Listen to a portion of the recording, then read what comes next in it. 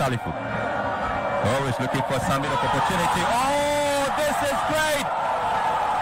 This is lovely! It is Isaac Mensah with the goal for Accra Hearts of Oak. But what a cross there from Ibrahim Salifu. Well timed, perfectly touched there from Isaac Mensah. It is Accra Hearts of Oak with all the smiles now. Massive goal. Delicious goal. And an intelligent goal there from Isaac Mensah.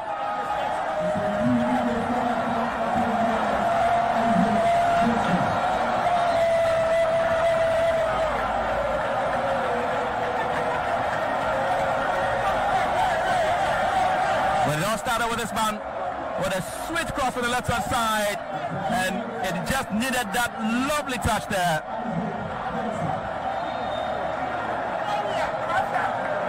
Well, it's been a very, very interesting day, and at least for Phobians, we have a result that we can hold to. We got a performance that we were really happy about.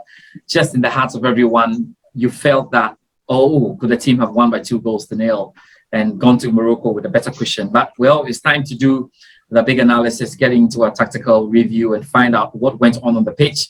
We'll try to address it from a tactical point, from an emotional point, you know, from a Phobian point, from every point possible in what we saw.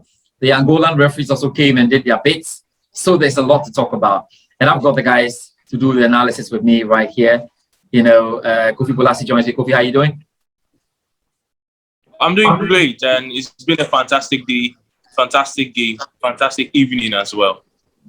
So I would imagine that there are lots of reviews going on Phobia News. We have put all the photos from the game as well. There's been a donation to the players. We've got that also on the website.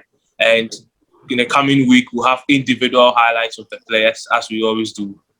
And then many more. You have to stick to that. James Sowah joins me as well. James, how are you doing?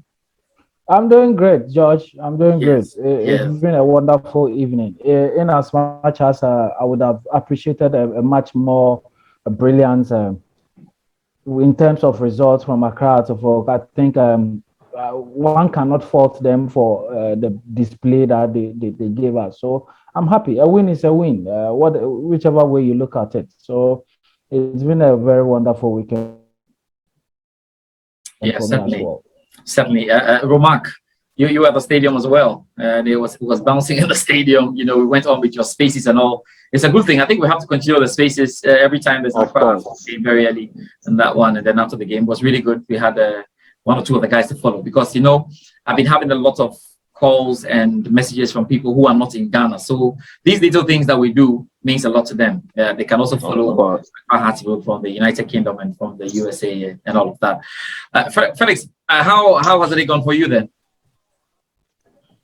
Well, George, I think that's super excited. You know, it is always good when your team is playing in Africa, and we saw a different dimension to the how it is, the experience and all that. And this is where we as supporters and maybe as pundits, as journalists who cover the game would want to see clubs in Ghana playing. You know, the CAF Interclub competition, it's huge, and I'm super excited that my club Accra Hearts of Oak is playing in it. You know, you get to share the experience at this stage with clubs like Wydad, who have so much experience. Their debut in this competition was way back in 2013. They managed to win it in 2017. They have a lot of experience when it comes to it. And, you know, we have conquered Ghana, and it is also important that we try as much as possible to get the experience from Africa. And today, we saw that from the team, and I'm super excited that they gave it their all. And at post-match, you know, the Moroccans admitted to the fact that they played a very good team, and they've shown us so much respect in that. And they were a bit disappointed that they couldn't, you know, get a goal in this game. And the stopgap coach said one thing. He said they would have preferred to, you know, had lost the game 2-1, 3-2, or something like that. But 1-0 win for Accra Hearts of Oak, the 1-0 defeat is a very dangerous.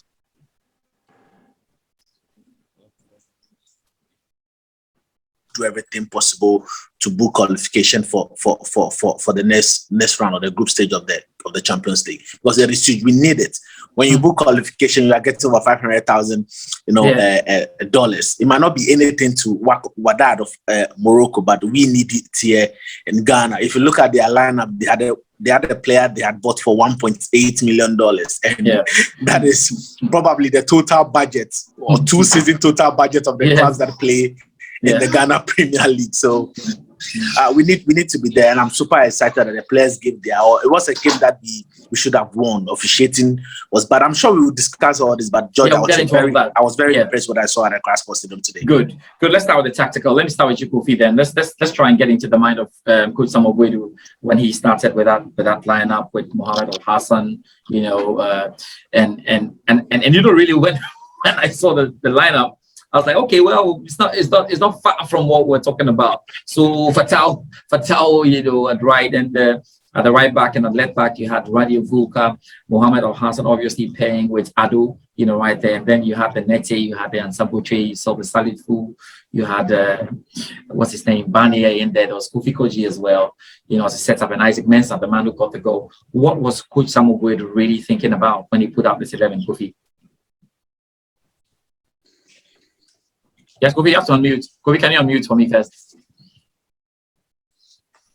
Yeah, so before I even get into the tactical side, anybody who listened to the previous episode would have known what the lineup would have looked like. Yeah. I said that the front three would be Kofi Koji, Isaac Mensah, and Efriye Banye. Even though I would prefer Isaac, I would prefer Subonti because of the trickery and pace that he has and all that. So the lineup wasn't really surprising.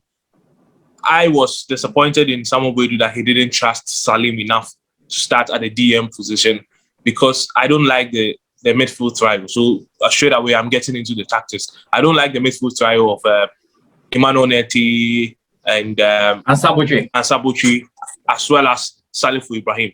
Yeah. I don't like them because they don't play as a trio. They don't complement each other, especially with Ansabuchi and Emmanuel Neti. They don't complement each other. They don't play like a team. It looks like anytime they are playing, everybody is playing an individual game. And it's been happening since the time of Odum. Papic made sure that both of them usually were not on the field at the same time. Samuel Gwedu also with Futu and others. So it looks like, I don't know what really is the problem, but they do not really complement each other. So I thought that we lost that balance in midfield, and the coordination really wasn't there. They weren't playing as a midfield trio, and so that balance was lost. I would have preferred Salim sitting in front of the defense. That allows Emmanuel Neti to play as a box-to-box midfielder that he is. Emmanuel Neti has some defensive qualities, but he's never a DM. He's never a DM in the sense that he's not a player you trust to sit in front of the defense to do the dirty work for you. He's a player who likes to get into the box and then recover also as well. He has qualities. His passing sometimes is erratic, but he can find a pass when he wants to. And when he gets those free kicks around in and around the box, he can also convert them. So he's a player who is best used when he's being used in a box-to-box role. That is, he joins the attack when necessary, and then he drops back to defend and help the team. But in today's game, he was deployed as the standing six, with Salifu on his left-hand side, and then Ansabuchi on his right-hand side. It didn't actually work for him. It didn't actually work for the midfield trio. And in the first 15 minutes, it was a very dangerous moment for every Accra Hearts of Oak fan. At least I saw some comments on social media, and some of them even thought the game was over, because we were very, very lucky. Had they taken their chances, would have been 2-0, 3-0 in the first half. And I don't know what would have been discussing at this time if Habsburg were to go down by 2 goals in the first 15 minutes. It was really, really dangerous, simply because the midfield had broken down very, very early in the game, and there was a lot of pressure on the defense. And with Wydad, we spoke about how they set up in a 4-1-4-1 when they are defending. This time, I don't know if it's an away tactic, but it was a very perfect tactic for them. They had a lot of one-touch passing, first-time passing. So if you realize, in the first 20 minutes, it was just between 2 to 3 passes, and they were in the box of Accra, creating chances, causing problems, a lot of running in behind our defense. So that was what was working for them in the first 15 minutes. But then we took over. When we took over, it wasn't really nines like that, because with the 4-1-4-1 shape that they set up, they block the central passing lanes. Hearts of Oak play like Liverpool. And for anybody who follows Klopp's system with a 4-3-3, the three forwards are very close to each other, allowing the fullbacks to provide with Arnold and Robertson. So for us, Accra to focus Ovoka and then Fatal Mohammed.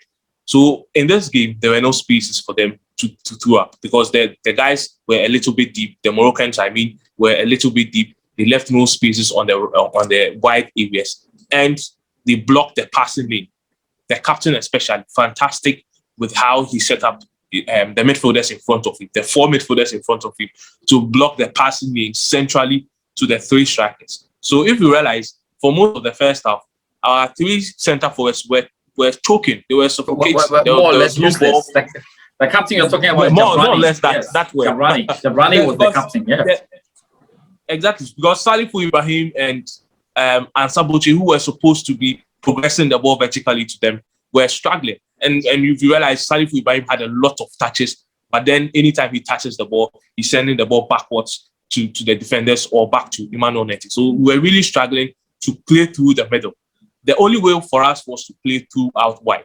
And I think that for the first 15 minutes, when they were able to counter attack us and get balls in behind, Ovoka and Fatal were very, very wary of that, and they were able to move forward a bit. So the next point, the next phase which I would like to talk about, was just overloading the wide areas. And if you realize, I don't know if somebody communicated that to them, or it was out of intelligence of Salifu Ibrahim and Asabuchi to get out wide a bit when Emmanuel Neti has the ball, so that is to be able to overload the left-hand side. And if you look at the first goal, for example, was a pass from the left-hand side. Salifu was very wide, almost as if he was playing as a left midfielder, and then it allowed runners in. Isaac Mensah was able to run in from that deep cross. And if you are being honest, that pass from Salifu Ibrahim was absolutely fantastic. But that was the only sensible thing that he almost did in the first half, because he was very, very lethargic in the game today. So the tactical battle was really, really, really tough for Accra Hearts of Oak, especially in the first half. But in the second half, I think that the passing lanes became a little bit loose. You could realize that the WAC players were getting a bit tired, so we were able to play through them a little bit. But there came in the individual brilliance that I was talking about. It was missing in today's game, especially for the 3-4. Kofi Koji distinguished himself with that individual brilliance. He was able to hold up play a bit, create something out of nothing. And there was a very long pass from Fatal that I was expecting him to score. It gave me that nostalgic feeling from Asamoah Gyan in that goal that he scored against Algeria, because it was almost as if it was a no ball. It was a useless ball from defense, but it fell in front of Asamoah Gyan, and he was able to finish. He went for the second pool on his far left-hand side. Kofi Koji, I was expecting him to go for the last ball on his far right-hand side, but he went for the first goal where the keeper had covered it. Aside that, Isaac Mensah also, he took the goal fantastically well. He made a decent run into the box, anticipating where Salifu Ibrahim will get the ball in. But aside that, he had almost little to no contribution in the game. The little balls that he had, he was not able to take on players. He was not enterprising enough for me. I've spoken about his body language, which looks like he's a bit sluggish. He doesn't want to put himself into the game. That's how he looks like. But that's not really about his abilities, but it's about his body language. Ifeanyi Bani was my disappointment. He wasn't making those runs that we know him of. He wasn't able to hold up the ball. He didn't have a lot on his mind. He was trying to do too many things. He was trying to do too many things. We're not pulling off. He was trying to do simple, or maybe he failed to do the simple things that he knows how to do. Or maybe the profile of the game got the better out of him. But he was very, very disappointed. I spoke about individual brilliance because tactically, it was very difficult to beat them. I couldn't see how we were going to get away around them tactically. So it was basically down to individual brilliance. And most of the second half, we resorted to the long balls, expecting Kofi Koji to, hold up the play and then try to get the second balls or the third balls. But Ifeanyi Bani, Isaac Mensah, Salifu Ibrahim were not picking up on those things. So it was very disappointing for us in terms of how to dominate and create a lot of chances. Having said that, okay, well, I'll not touch on the referee because I'm just talking about the tactics. Yeah, So yeah. basically, like I predicted, the tactics cancelled each other out, and it was down to individual brilliance. One from Salif Ibrahim, a very decent run from Isaac Mensah to finish that off. Aside that, we weren't really getting a way around them tactically. It was just down to some individual brilliance. And of course, I'm sure we'll talk about officiating. Yeah, we will. Such officiating as well. Yeah, we will. Felix, let me come to you again. Look, that whole picture of Radio Vulca going down and hitting the turf, and is that we know that Radio Vulca is not too fit. We know the one or two players were not too fit. I mean, we need to get out of this injury bucket. We need to really get out of it, right? We have to. It wasn't a very good sight, Radio Vulca.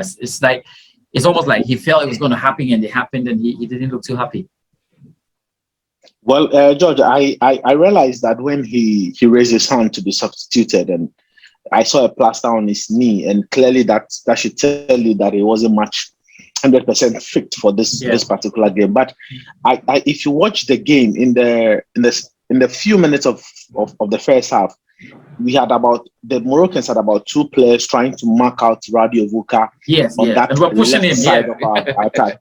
Yeah. And that should tell you that they had watched a lot of our games from last season. And thanks to Star Times and YouTube, most of the games that we played last season, I can tell you that almost all the games we played in the league last season was on YouTube. So they had watched how much Accra Hearts of Oak had been attacked on that left side of our defense through Radio Vulca. So that was the reason why he wasn't even making those attacking runs on the left side. But for me, I can say that it was more like a blessing in disguise, in the sense that William Denchi had to come in, and he had a very decent game, and we scored from his side of the pitch. And it happens because the Moroccans didn't have an idea who William Denchi was. They don't have an idea how good he can be in terms of sending out crosses, in terms of tracking back to defend and all that, because all they are steady has been on Radio Vulca, and now that it wasn't available, who is this short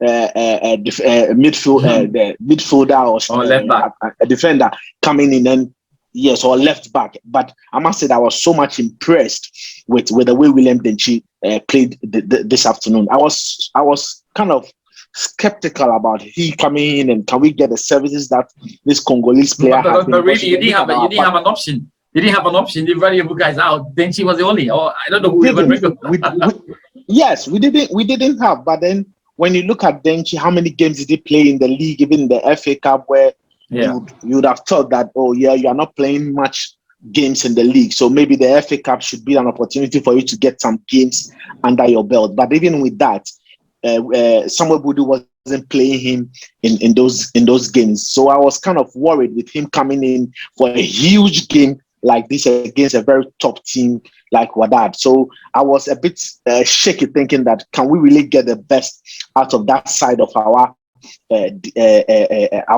pitch? But then William Denchi came in and he was superb.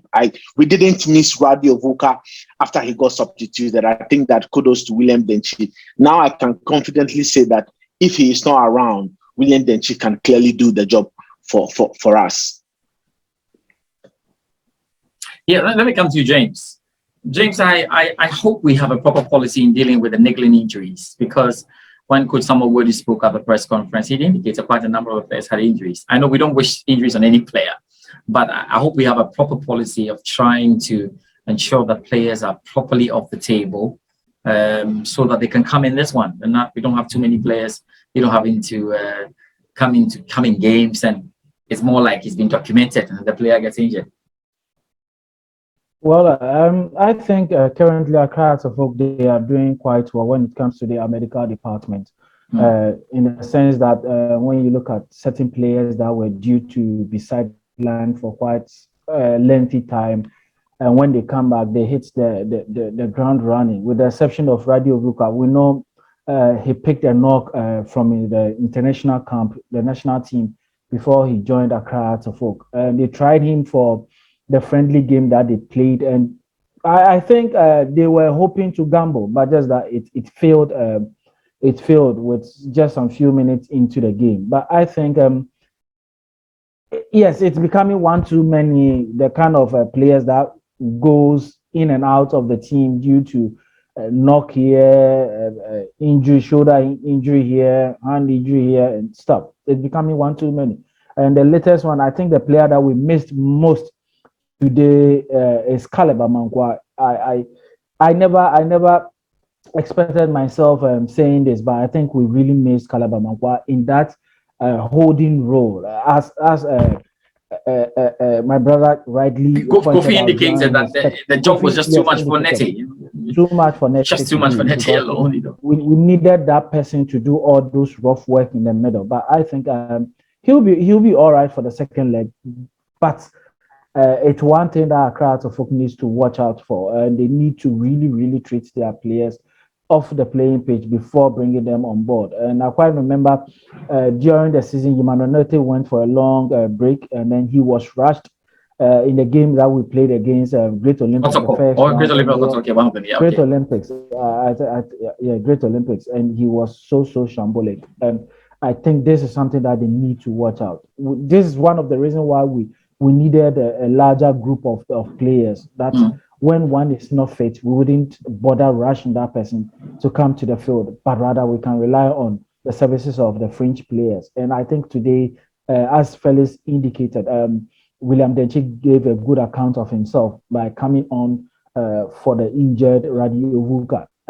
In as much as I hope that Radi gets well so that he'll be able to play in the second leg. I think William Denchi also gave Coach Samuel Boydu a selection headache. That's if Ovuka returns to the playing pitch ahead of the second leg. So and tomorrow, so I think one of the interviews that I happened to witness Samuel Boydu, he said he doesn't want to rely on one single player. He wants the player that's warming the bench to be ever ready to step in whenever he comes onto the field. So I was happy that Denchi did a good job for us, but we also miss the services of Randy Ovuka going forward. We all know how deadly it can be when he busts forward in an attack. There were one or two occasions where Denchi had the ball. I'm like, this must be Randy Ovuka. Don't hit the ball too quickly. I mean, come on, too close, press it. Yes.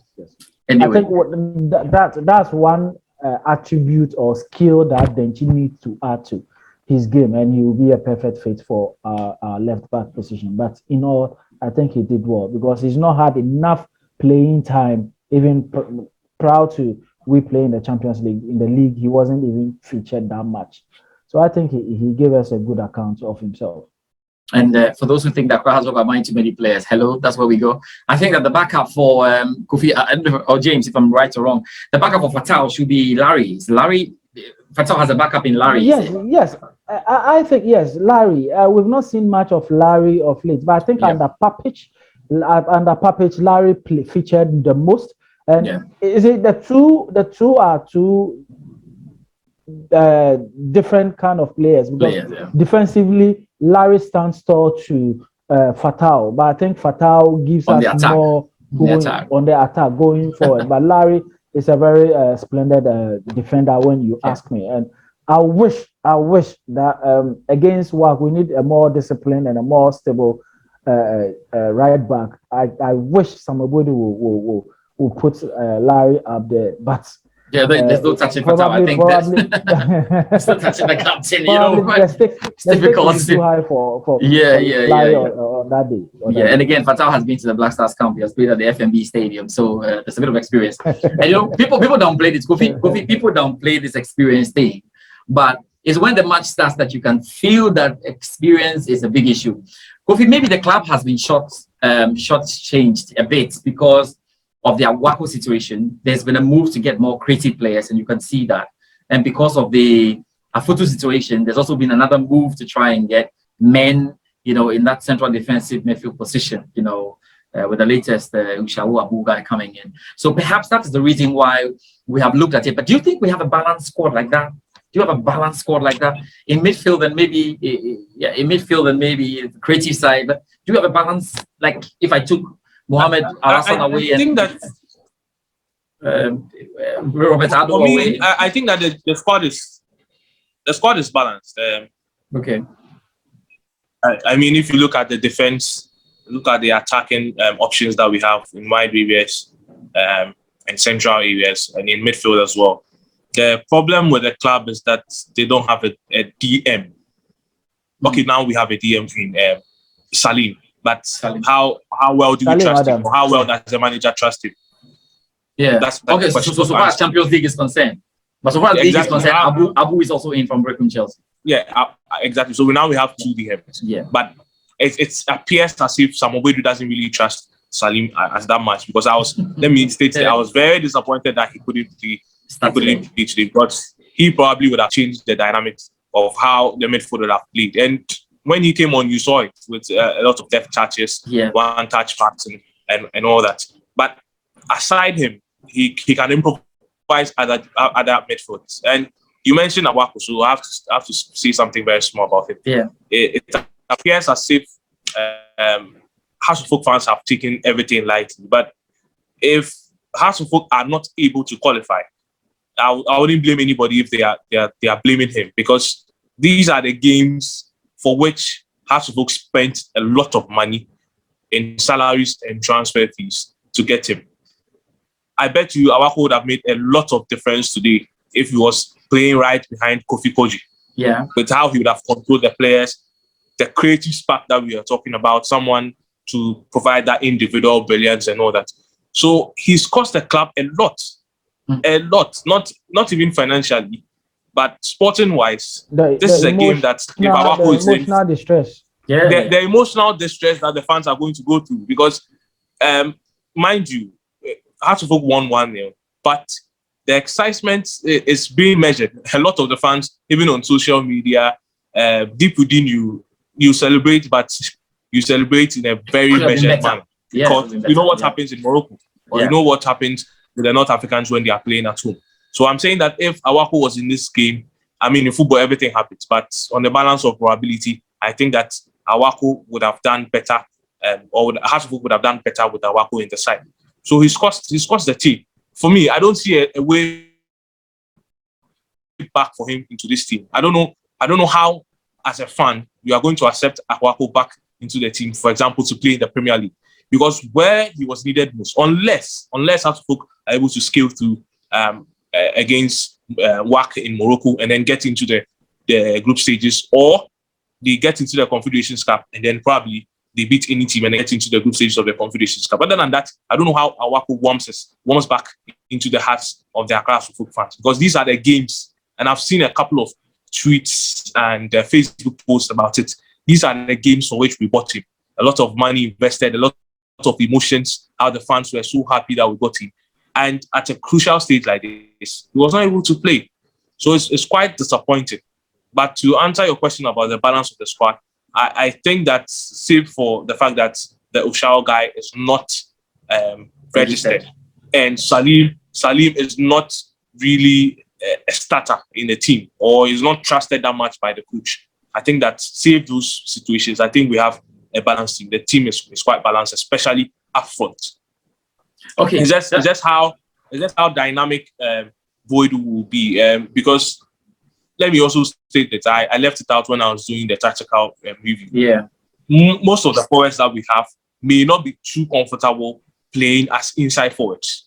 So if Voidu would want to check that, especially in the away game where you may want to limit your fullbacks, you would want your forwards to provide width. With Voidu's teams, all of them are playing as inside forwards, and that may not be too comfortable for players like Eddie Boateng, Supontain, or Isaac Mensah, or even Daniel Wefi Iban. So he has to vary that going forward. But like I said, save those very limited situations that I've mentioned, I think that the team is very, very much well balanced, and any coach should do well with him, or any good coach, I should say, because I mean, football is all about good coaching. Yeah, you made the point there. Romark, let me come to you. How bad was the referee? Just as we wrap this up, how bad was the referee, Romark? Charlie, George, it's disappointing, you know. I mean, maybe good news for them. Interview with Dr. Nyaho Tamaklo, he says that they're going to push the FA to lodge an official complaint for that performance. But George, you know, I don't think that CAF will take this seriously. But my disappointment would have to be, why did we play the game without a communication gadget for the referees? I'm kind of surprised, because even in the Ghana Premier League, where the standards are not as high as what we see in the CAF Champions League, we use communication gadgets, because there were points in the game where I was thinking that the referee could have had a good, decision making by consulting the assistant referee. But I realized that there are no communication gadgets in this particular game. And for referee, Rodrigues De Cavarlho, it was poor.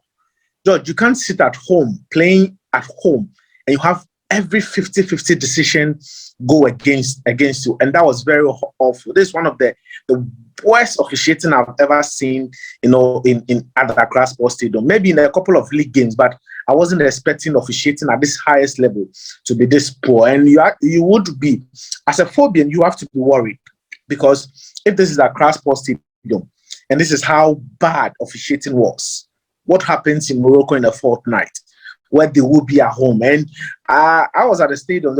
I heard a lot of people saying that, when the referees or the match officials came to town, there was no Hearts of Oak officials to welcome them and give them those luxury accommodation and all that. But I'm saying, no, it is not the responsibility of Accra Hearts of Oak to do that. Gone are the days where you have to do all that. But I don't want to believe that we still need to go beyond the pitch to win games in circumstances like this. But CAF, I sent a tweet, I copied the CAF media, copied their CAF handles, and to tell them that, what, referee Rodrigues today was a disgrace to the whistle, and he needs to stay far away from officiating games in Africa. That was very, very awful. At a point, I felt the first 20 minutes, 30 minutes, he allowed the game to flow, and that was very good.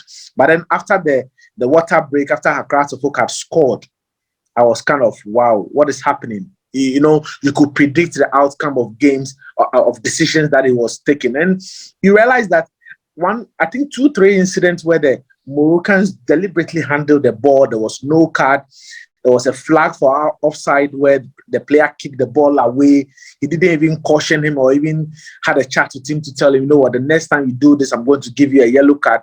Nothing. They felt so comfortable, or they knew that the referee would take decisions in their favor, and that was very, very awful.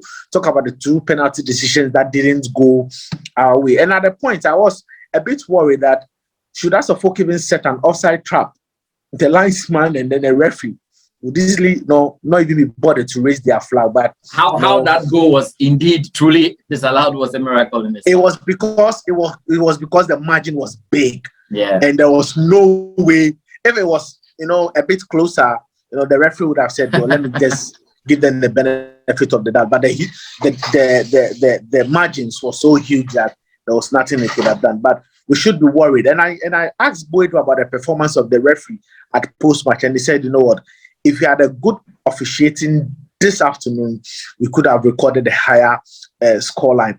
And one guy asked the Moroccan official that, yes, you saw officiating. We've heard about Moroccans not treating, a visiting team in Casablanca very, very well.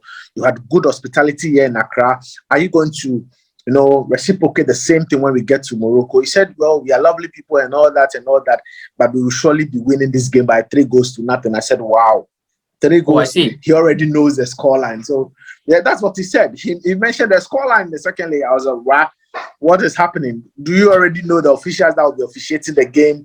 Yeah, we already know the officials. Anyway, we already know the officials. We already know them. Well, I'm just hoping that from what you said, if now Tamako should appeal to CAF might give us somebody who is very decent. And it's so difficult because at this stage, you won't be getting most of the game live on TV. If it has been the group stage, officials will want to give a good account of themselves because the game is live on TV and everybody elsewhere will be watching. But I must say that the performance of referee today, the Angolan referee, was very, very bad. Really bad. Look, James, let me come to you then. So then what's the mentality going into Morocco? What's the mentality now? Because this is what you have against you. You have just a 1-goal lead. That 1-goal lead can vanish. I'll come to you, Kofi, when we end on what you think or how you think we should tactically approach that. But James, let me start with you. What was the mentality? What does the coach need to be telling the boys all week? Well, I think Accra Hearts of Oak shot themselves in the foot in the first half. I think the players gave the WAC guys too much respect.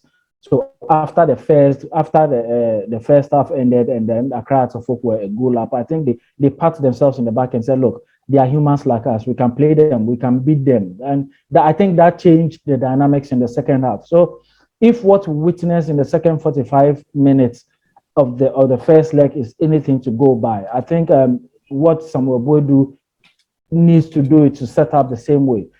Don't give them too much room to breathe. Work on the stamina before you move out, because you need to work these Moroccans out. That will be the determinant factor, because man to man, we are nowhere near them. But when it comes to teamwork, when it comes to performance, I think the boys showed in the second 45 minutes that, look, we can play as a team, we can play as a unit, and we can outplay them. And that's what happened in the second half. So we don't need to go there and sit back and then invite pressure upon ourselves. And I think one good thing that I always take from this Accra Hearts of Oak side is the fact that it is difficult for any team to penetrate them. It is difficult for any team to breach the defense. And I think today, our last man for the defense, that's Atta, really saved us two glorious opportunities. Mohamed Al-Hassan was also good then today. Yes, the WAC guys would have taken a 2-goal lead. He really saved us. And I am seeking for the same thing when we travel to Casablanca. And if Atta has his day, I think we'll be able to carry the day, because he will be our last point of defense, and he needs to bring his A game over there. We'll have chances, yes, we'll create chances, but we need, as Samobodi said in his presser, the boys must be composed in front of goal. And that cost us today, because Salifu had a glorious opportunity to make it 2-0 for us, and they fluffed it. They need to work on their composure up front. And then I think it is after the whistle went, I was thinking, look, let's go for the diamond formation. Let's play one on top. Let's play Kofi Koji. Let Isaac Mensah start from the bench, because as Kofi rightly said, his demeanor in the game, his posture wasn't that great. And today, aside the goal that he scored, he was way off the game. While if Samuel Boadu is able to pack the midfield, have a good DM, play Salim, trust him, play Salim as the 6, let Nete move up and down, because that's what he wants to do. He always wants to take charge. He always wants to explode in the middle of the park. Let him play that, his box to box. He will give you 9 over 100%, 9 over 10 performance. Then you choke the midfield, make it difficult for them to penetrate. Let the likes of Salifu be free in handling the ball and sending in crosses like he did in the build up to the goal. I think we should be good to go. So we need to attack them. We don't need to sit back and wait for them, because they will pile pressure on us. And the good thing is that it is not confirmed, but the good thing is that they will be playing behind closed doors. If that is to happen, I think our boys will have the concentration that they need to play the game. We need to attack them from the blast of the first whistle. See, final point then, Kofi. So what will be your ideal starting 11 with all that we have heard now? Yes, we know Radio Vuka may come in, may not come in. What will be your full 11 if I give you the team? I think that going into that game, I want to disagree or dissociate myself from people who think that Hearts of Oak should set up defensively. I believe that most of the teams who go and do that do not really survive. I mean, you don't have a 2-0 lead. You don't have a 4-0 lead or 5-0 lead. You have a 1-0 lead. Just one. So can you withstand what they brought to us in the first 15 minutes for 45 minutes or for 90 minutes? That's the question that Samuel Boadu has to answer. So I don't think setting up defensively will solve any problem, because they oppose an attacking threat. I believe that Samuel Boadu can dominate the game. I remember that Wafa had kept a lot of teams at bay at the Sogakope Arena until Samuel Boadu went there with Midiama to beat them by a goal to nothing. So WAC's home record is fantastic. That's actually what makes them a top-class team in the African competition. So if Samuel Boadu is able to go there and trust his players, trust his tactics. Because Amambedu is a progressive coach, more like the Pep Guardiola. So I would doubt him if he wants to play like Mourinho in Morocco. If he wants to play like the Pep that we know, because you can really defend with the ball. And so because of that, I would pack the midfield with a midfield four of Salim, Emmanuel Neti, and Sabuchi, and then Salifu Ibrahim on top of the diamond, the diamond four. And then I'll have Daniel Ifeanyi up top with Kofi Koji. And then the back four remains the same. The goalkeeper also remains the same for me. So that would be my ideal lineup. The approach in terms of what to do in defense, what to do in attack should be very progressive, not too out wide. I'm sure he has to limit the overlapping runs of the fullbacks as well in Morocco, because their turnovers are so quick and very, very dangerous. And one thing I have to add is that the work of Moroccan side is not entirely a fanciful side or a beautiful side to see. They just get the job done. They set back and they counter attack, and then they get the job done because their transitions are very, very quick. They may come at you, but they are not entirely a side that dominates play. So it's possible. It's possible for Hearts of Oak to dominate as we did in the game that we played at Accra Stadium on Sunday. It's all down to belief. They have to believe. They have to make up their mind that this is what we want to go and do in Morocco. We are not going to defend. We are going to apply our principles, and we are going to apply the principles to the letter.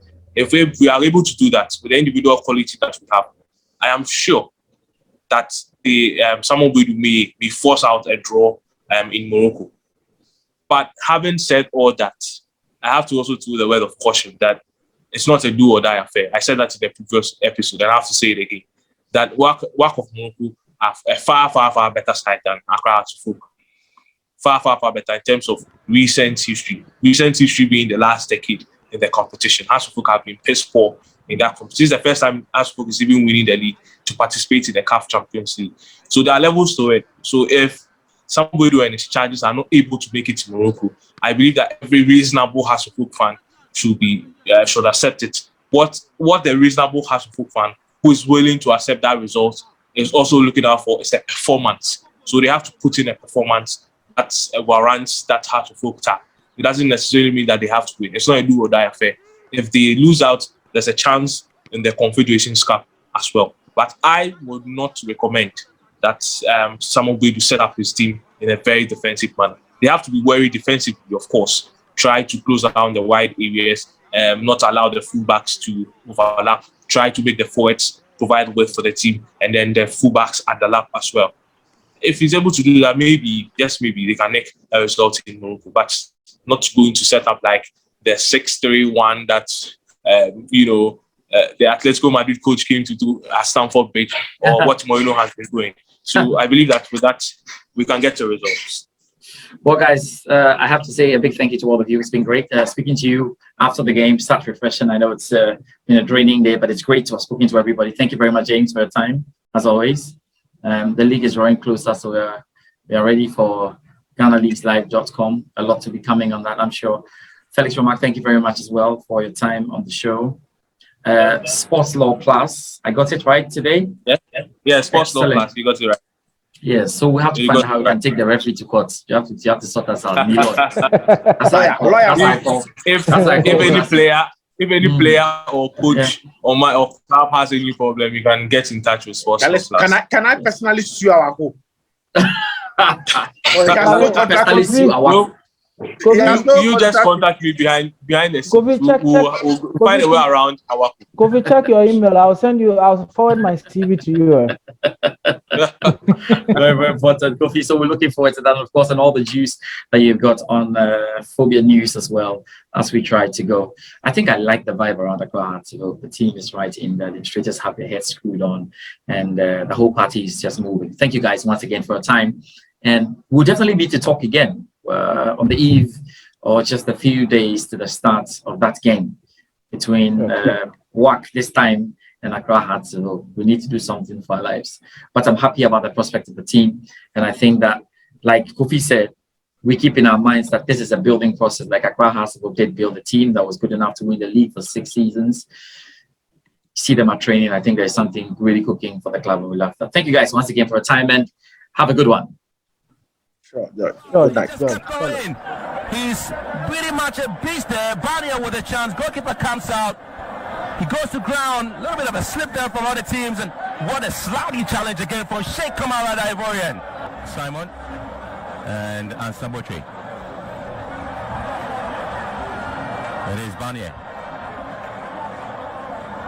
And here comes Ibrahim Salifu. Always looking for some bit of opportunity. Oh, this is great. This is lovely. It is Isaac Mensah with the goal for Accra Hearts of Oak. But what a cross there from Ibrahim Salifu. Well timed, the perfectly touched there from Isaac Mensah. It is Accra Hearts of Oak with all